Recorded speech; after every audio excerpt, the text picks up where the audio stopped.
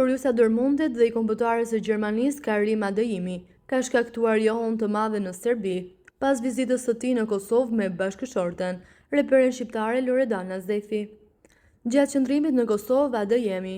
u fotografua duke pozuar para një monumenti kushtruar ushtrisë lirimtare të Kosovës, UÇK-s, duke bërë simbolin e shqiponjës me dy koka, një figurë që shihet si shumë domethënëse dhe politike nga ana shqiptare, por dhe provokuese për publikun serb.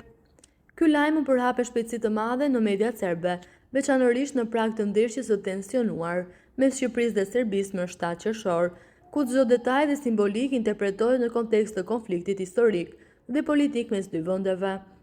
Mediat në Serbi kanë nxjerrë në pak këtë fotografi si një provokim të drejtpërdrejtë dhe e lidhin vizitën e Adeyemit me një mesazh politik që mund të kenë ndikim në atmosferën rreth ndeshjes. Për më tepër, në raportimet serbe theksohet se dhe historia e vështirësive në karrierën e Adeyemit, të cilat disa media gjermane i kanë lidhur me marrëdhënien e tij me Loredanën, duke paraqitur reperin shqiptare si një faktor që ka ndikuar në formën e tij sportive.